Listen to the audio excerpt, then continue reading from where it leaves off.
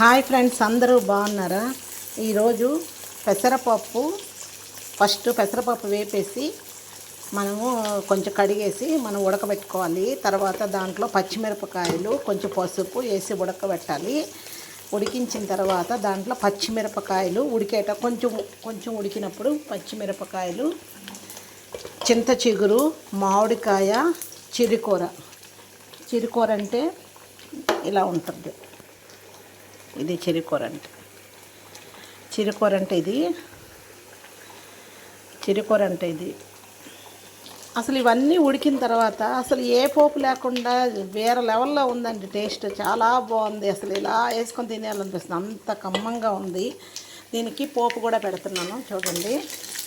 పప్పుకి చిరుకూర, చింతకూర, మామిడికాయ, పెసరపప్పు, పచ్చిమిరపకాయలు వేసాను. చాలా బాగుంది కదా. ఇప్పుడు ఈ పప్పుని తీసి ఈ పోపులో వేస్తున్నాము. కొంచెం నెయ్యి కూడా వేసుకోవాలి. ఈ పోపులో కొంచెం ఇంకా టేస్ట్గా ఉంటుంది. కానీ ఏమైపోయినా చాలా బాగుంది పప్పు. మీరు కూడా ఎప్పుడైనా ఇలా చేసుకున్నారా? కామెంట్లో చెప్పండి. సబ్స్క్రైబ్ చేయండి ఫ్రెండ్స్, లైక్ చేయండి, షేర్ చేయండి.